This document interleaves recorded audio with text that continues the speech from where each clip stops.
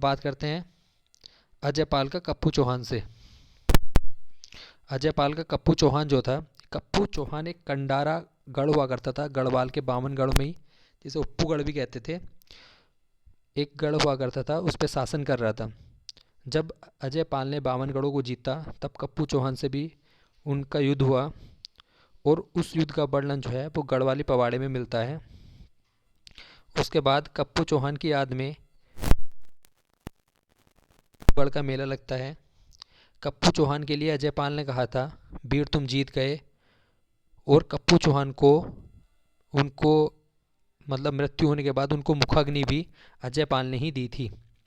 कप्पू चौहान का कथन था, मैं पशुओं में सिंह और पक्षियों में गरुड़ की तरह हूँ।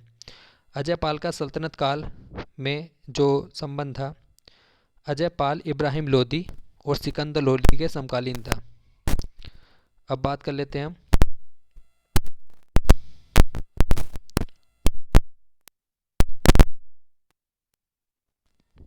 अजय पाल का कत्यूर के साथ कैसा संबंध था। अजय पाल ने कत्यूरों का स्वर्ण सिंहासन छीना था, जो कि केंतुरा ने सोने का सिंहासन अजय पाल का चुराया था, उसको अजय पाल ने कत्यूरों से छीन लिया था। उसके बाद अजय पाल का दुर्गम देश से क्या संबंध था।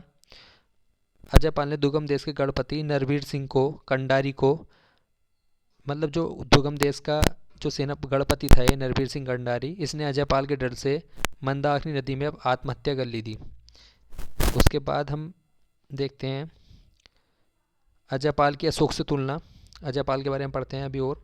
जैसे अशोक ने कलिंग युद्ध में युद्ध नीति त्याग दी थी कलिंग युद्ध के बाद, उसी प्रकार अजय पाल ने बावनगढ़ जीतकर गुरु पंथ का अनुगामी बन गया था। इसलिए ही अजय पाल की तुलना अशोक से की जाती है। गोरखनाथ एंड कनफटा योगीज जो जॉर्ज डब्ल्यू ब्रिंग्स का ग्रंथ है, उसमें अजय पाल को गोरखनाथ संप्रदाय का एक पंथ का संस्थापक माना है, जो 84 सिद्ध में से एक था। अन्य अनुयायी जो थे इस उसके भरतहरि व गोपी चंद थे। गढ़वाल शब्द का प्रथम प्रयोग। गढ़वाल शब्द का प्रथम प्रयोग शिव प्रसाद डबराल के अनुसार मौला राम ने 1815 ईस्वी में किया था। बहुत इंपॉर्टेंट क्वेश्चन है ये भी। उसके बाद हम पढ़ते हैं गढ़वाल का 38वां शासक था कल्याणपाल। कल्याणपाल क्या था, बलभद्र शाह से पहले किस शासक को शाह की उपाधि दी गई थी। क्योंकि एक्चुअली इतना सब क्लियर नहीं है उत्तराखंड के इतिहास में, तो लोधी जो है वैसे वो कल्याणपाल के समकालीन थी। ये कहा जाता है कि जो मतलब पवारों को शाह की उपाधि दी गई थी वो लोधियों के द्वारा दी गई थी। और ये भी कहा जाता है कि वह उपाधि ग्रहण करने वाला बलभद्र शाह था, लेकिन बलभद्र शाह तो मुगलों के समय था। उसके बाद ये भी इसलिए कहा जाता है कि कल्याणपाल को ही लोधियों ने शाह की उपाधि दी थी, लेकिन आयोग के अनुसार जो है वो बलभद्र शाह ही सही है कि शाह की उपाधि सबसे पहले किससे दी गई थी, बलभद्र शाह को। तो हम इस बात को अपनी सत्ता पर मंत्रियों को सौंप दी। कल्याणपाल जो शासक था अंतिम समय में, उसने अपनी सत्ता मंत्रियों को सौंप दी थी। उसके बाद ये जो शासक हुए और सुधरपाल, सुधरपाल, हर्षदेवपाल, विजयपाल, सहजपाल। तो ये इतने इंपॉर्टेंट नहीं है। सहजपाल के बारे में पढ़ते हैं। सहजपाल जो था वीर गुण सुखद प्रजाया, मतलब वीर था, गुण था और प्रजा को सुख रखने वाला था। 1548 में देव प्रयाग से क्षेत्रपाल मंदिर से इसके शिलालेख मिले हैं। और सहजपाल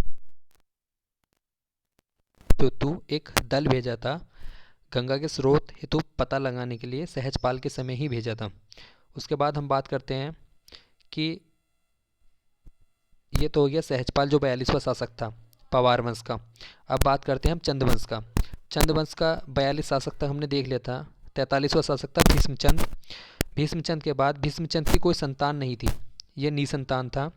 इन्होंने ताराचंद का 39वां जो पुत्र था कल्याण चंद्र, उसको गोद लिया था, जिसे बाद में बालो कल्याण चंद्र कहा गया। अल्मोड़ा में खगमारा किले का निर्माण भीष्मचंद ने ही कराया था। 1514 ईस्वी का एक ताम्रपत्र मिलता है इनका। भीष्मचंद ने 1530 ईस्वी में अल्मोड़ा नगर की नींव रखी, लेकिन वह जो राजधानी थी चंपावत से अल्मोड़ा स्थानांतरित कर रहा था, लेकिन वह पूरी नहीं कर पाया था और गज गजोड़िया खस्सरदार ने भीष्मचंद की हत्या कर दी थी। उसके बाद उनका जो सपना था वो पालो कल्याण चंद ने पूरा किया और अपनी राजधानी चंपावत से अल्मोड़ा बनाई। 1563 में उस राजधानी का बनकर पूर्ण हुआ और अल्मोड़ा में पालो कल्याण चंद ने लाल मंडी किला भी बनाया। उसके बाद गंगोली हाट जो था, गंगोली हाट की स्थापना की थी ललित सुरदेव जो कत्यूरी शासक था, उसके पुत्र सुजान देव ने उसको चंद राज्य में मिला लिया और वहाँ पे गंगोली हाट में एक बृहद भुवनेश्वर मंदिर बनवाया था, वो आसंती देव जो है उनकी पत्नी सुभद्रा देवी ने बनवाया था। उसके बाद कल्याण चंद ने गजवा सरदार की हत्या कर दी, जिसने भीष्मचंद की हत्या की थी, उसकी हत्या करके खगवरा, कोट व रायगढ़ को पुनः जीत लिया। तो ये बालो कल्याण चंद था। अब बालो कल्याण चंद का डोटी के साथ कैसा संबंध रहा वो देख लेते हैं। बालो कल्याण चंद डोटी का राजा उस टाइम हरिमल था। उसने अपनी बहन की शादी बालो कल्याण चंद से कर दी और दहेज में सोर प्रांत दिया। लेकिन कल्याण चंद जो है सोर प्रांत के साथ साथ दहेज में सीरा प्रांत भी चाहते थे कि उन्हें दहेज में सीरा प्रांत भी मिले, लेकिन वह नहीं मिला। इसकी इच्छा रुद्रचंद ने सीरा प्रांत को जीतकर पूरी की। जो कल्याण चंद था उनका पुत्र रुद्रचंद 45वां शासक चंद्रवंश का, उसने ये इच्छा जो है जीतकर पूरी की। कल्याण चंद ने इस्लाम शाह सूर के शत्रु ख्वास्का को शरण दी थी। अब बात करते हैं हम सहजपाल के बारे में पढ़ लेते हैं, जो पवार वंश का 42वां शासक था। उसको कवि भरत ने राजनीतिक चतुर और शत्रु को संताप देने वाला कहा। किसने कहा था? कवि भरत ने। रामायण प्रदीप जो है, रामायण प्रदीप में सहजपाल को महाबली व विद्वानों को आश्रय देने वाला कहा गया। तो ये 42वां शासक था पवार वंश का। उसके बाद हम बात कर लेते हैं 43वां शासक पवार वंश का, जो था बलभद्र शाह। ये बहुत इंपॉर्टेंट है। सर्वप्रथम शाह की उपाधि धारण करने वाला जो बहलोल लोदी ने दी थी। धारण किसने करी थी? सबसे पहले दी तो बहलोल लोदी ने थी। तो एक क्वेश्चन बहुत इंपॉर्टेंट है कि सर्वप्रथम शाह की उपाधि किसने धारण की थी? बलभद्र शाह ने। और दी किसने थी? बहलोल लोदी ने, मतलब लोदी वंश ने ये दी थी। उसके बाद हम बात करते हैं इसके बारे में। बलभद्र शाह गढ़वाल एवं मुगलों के बीच राजदूत भेजने की प्रथा इसने शुरू की थी। गढ़वाल और मुगलों के बीच अकबरनामा में बलभद्र शाह को राम शाह, बलराम शाह कहा गया। सर्वप्रथम चित्रशाला की जो नींव रखी गई गढ़वाल में, वो बलभद्र शाह के भी समय रखी गई। कविराज ने इसकी तुलना भीमसेन से की थी और भक्त दर्शन ने परमार को शाह की उपाधि औरंगजेब ने दी थी। यह कहा, मतलब भक्त दर्शन के अनुसार ये माना जाता है कि शाह की उपाधि औरंगजेब ने दी थी, लेकिन आयोग के अनुसार हमें जो यही सही करना है कि यह उपाधि लोदियों ने दी थी और सर्वप्रथम ग्रहण किसने की थी? बलभद्र शाह ने। उसके बाद हम बात कर लेते हैं 44 शासक जो था बालो कल्याण चंद, उसके बारे में हमने पढ़ लिया था। बालो कल्याण चंद के बाद उसका पुत्र रुद्रचंद हुआ। रुद्रचंद ने तराई में रुद्रपुर नगर की स्थापना की और सरोला ब्राह्मण की नियुक्ति की। गढ़वाल के सरोला ब्राह्मण के भांति चौथानी ब्राह्मण की नियुक्ति की। गढ़वाल के सरोला ब्राह्मण की भांति चौथानी ब्राह्मणों की नियुक्ति की। चौथानी ब्राह्मण मतलब सबसे पहले आते थे चौथानी ब्राह्मण, फिर उसके नीचे पंचबिड़िये या तिथानी, सबसे नीचे आते थे पितलीय ब्राह्मण, इस क्रम में होते थे। अब बात कर लेते हैं रुद्रचंद और बलभद्र शाह और मुगलों का आपस में किस प्रकार संबंध रहा। 1587 में रुद्रचंद ने अकबर की अधीनता स्वीकार की, बहुत इंपॉर्टेंट है। 1588 में लाहौर में अकबर से इसकी भेंट हुई रुद्रचंद की। ये किसके अनुसार है? बदायूं के अनुसार है। सबसे बदायूं ने कहा था ये कि 1588 में लाहौर में भेंट हुई थी। अब बात करते हैं रुद्रचंद ने अकबर को तिब्बतियात और कस्तूरी हिरण की खालें भेंट की थी। अकबर ने रुद्रचंद को 84 माल परगना फरमान जारी किया। क्यों किया था? रुद्रचंद की जो वीरता देखकर अकबर ने इसको नागौर की लड़ाई में भेजा था। इससे ही प्रभावित होकर रुद्रचंद को 84 माल तराई भाबर जमीन इसने जागीर में दे दी थी। बहुत इंपॉर्टेंट है कि अकबर ने रुद्रचंद की वीरता देखकर कहाँ भेजा था? नागौर की लड़ाई में। उससे ही प्रभावित होकर इसको क्या दिया? तराई भाबर में क्या दिया था? 84 लाख परगना। उसके बाद हम बात करते हैं रुद्रचंद जो है वो बीरबल जो है अकबर का सेनापति था, नवरत्नों में से एक था। उससे भी रुद्रचंद के मधुर संबंध थे। आईन अकबरी में अबुल फजल में कुमाऊं को दिल्ली सरकार के अंतर्गत दर्शाया गया। बहुत इंपॉर्टेंट, कौन सी बुक में? आईन अकबरी में। अबुल फजल क्या, ये भी अकबर के नवरत्नों में से एक था, नौरत्न जो थे अकबर के। तो उसने एक पुस्तक लिखी आईन अकबरी। आईन अकबरी में दिल्ली सरकार के अंतर्गत कुमाऊं को दर्शाया गया और तराई के 21 महलों का जिक्र भी आईन अकबरी में किया गया। बहुत इंपॉर्टेंट है। उसके बाद हम बात कर लेते हैं रुद्रचंद के बारे में ही पढ़ लेते हैं हम। रुद्रचंद ने ओले पढ़ने पर सतर्क करना, ओली ब्राह्मणों की नियुक्ति की। उनका क्या कार्य होता था? जब ओले पढ़ते थे तो सभी को सतर्क करना होता था उसका कार्य। और ओली ब्राह्मणों के लिए ही गांव में अनाज के रूप में दस्तूर निर्धारित की गई थी। आगे बात करते हैं छयोड़े और छयोड़ियों की। छयोड़ों की नियुक्ति जो है घरों में कार्य करने के लिए, छयोड़े जो मेल होते थे और छयोड़िया फीमेल होते थे, घरों में कार्य करने के लिए छयोड़ों और छयोड़ियों की नियुक्ति की इसने। सीरा में जब बालू कल्याण चंद्र को दहेज में सौर प्रांत प्राप्त हुआ था तब उसने सीरा और प्रांत भी मांगा था, लेकिन वह नहीं मिल पाया। तो उनकी अपने पिता की इच्छा रुद्रचंद ने ही सीरा जीत कर की थी। यहीं से उसके भूमि संबंधी दस्तावेज प्राप्त होते हैं। बहुत इंपॉर्टेंट है।